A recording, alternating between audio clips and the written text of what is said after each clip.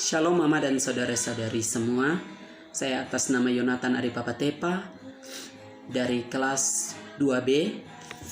Pada kesempatan ini saya akan melaporkan hasil bacaan saya dari buku Fondasi Pendidikan Kristen yang ditulis oleh Robert W. Pasmino tentang Fondasi Alkitabiah dan Fondasi Teologis Pendidikan Kristen. Yang pertama, Fondasi Alkitabiah. Fondasi Alkitabiah adalah dasar dari praktik pendidikan Kristen, sama seperti kitab suci adalah sumber dari keunikan Kristen dalam pendidikan. Dalam pendidikan Kristen secara umum harus selalu meneliti akan fondasi Alkitabiah. Seperti pemikiran, perbuatan, atau praktik harus berdasarkan penyataan Allah yang tercatat dalam Alkitab. Ada suatu hal di mana sebuah lingkup akan menjadi hancur karena kekeliruan dan selalu terpengaruh dengan kondisi sekitar. Hal ini dapat dicontohkan dengan masyarakat kontemporer yang berada di lingkungan orang Kristen. Bagaimana orang Kristen dapat bertahan dengan pengajarannya tanpa dipengaruhi dengan budaya yang lain, yaitu dengan mengandalkan fondasi Alkitabiah kekristenan. Dalam kitab Perjanjian Lama dan Perjanjian Baru, ada beberapa fondasi Alkitab yang mendasari keduanya. Fondasi-fondasi tersebut berfungsi untuk mengarahkan agar pendidikan dalam lingkup Kitab Perjanjian Lama dan Perjanjian Baru secara pemikiran maupun praktik semuanya terarah. Fondasi Alkitab Perjanjian Lama. Matthias Praeger merupakan seorang penulis asal Amerika yang mengidentifikasikan berbagai agen pendidikan yang terdiri dari para nabi, imam, dan orang Lewi, orang bijak, ahli Taurat, dan para nabi serta orang Israel menjadi suatu bangsa. Dalam hal ini, hal penting yang digunakan mempertimbangkan penekanan-penekanan khusus dalam sebagian besar kitab suci Ibrani atau Perjanjian Lama. Dalam Perjanjian Lama, kitab Ulangan menekankan pentingnya meneruskan konten dan norma-norma bagi kehidupan dari komunitas iman dari bangsa Israel. Kitab Ulangan adalah kitab yang mengutamakan norma-norma yang harus ditaati oleh setiap komunitas iman dalam berbagai generasi. Dalam Ulangan 6 ayat yang pertama hingga ayat yang kedua dan ayat yang keempat sampai dengan ayat yang kesembilan digambarkan Musa sedang menasehati umat Israel untuk mengingat dan mengenal perbuatan-perbuatan Allah dan sejarah perjalanan mereka serta mengikuti akan segala yang diajarkan Tuhan kepada mereka. Dalam Ulangan pasal 6 ayat yang keempat hingga pada ayat yang kesembilan berisi tentang kewajiban untuk menyampaikan perintah-perintah Allah kepada generasi selanjutnya. Tujuannya untuk diekspresikan dalam ketaatan kepada Allah dan memberikan diri sepenuhnya kepada Allah. Mengajar berarti terus menantang pendengar untuk memberikan respon hidup secara total kepada Allah dalam bentuk dedikasi sepenuhnya. Pengajaran seperti ini merupakan tanggung jawab orang tua secara khusus, namun tujuan ini juga merupakan bentuk tujuan dari semua pendidikan. Para pendidik Kristen hendaknya memperjelas akan kedua tawaran Allah, yaitu kehidupan atau kematian.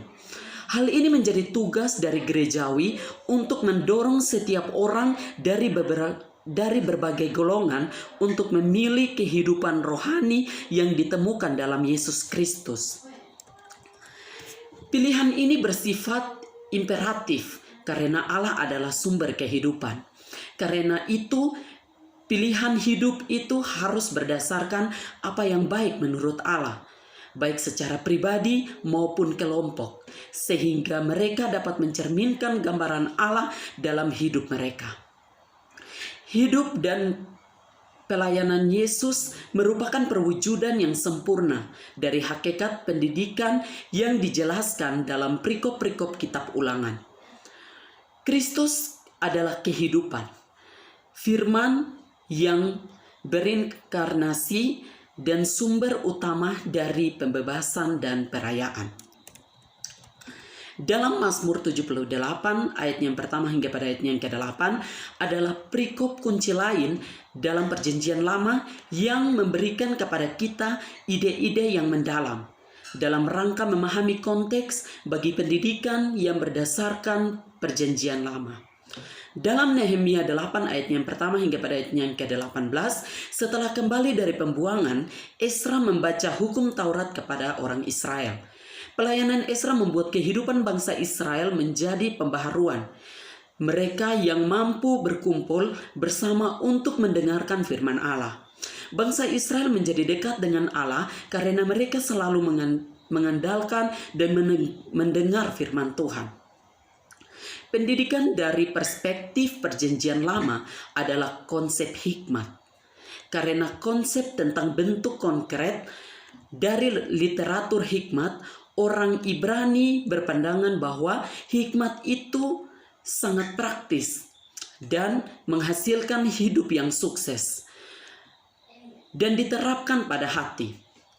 Allah memberikan hikmat dan manusia bergantung pada anugerahnya untuk bisa memahami hikmat.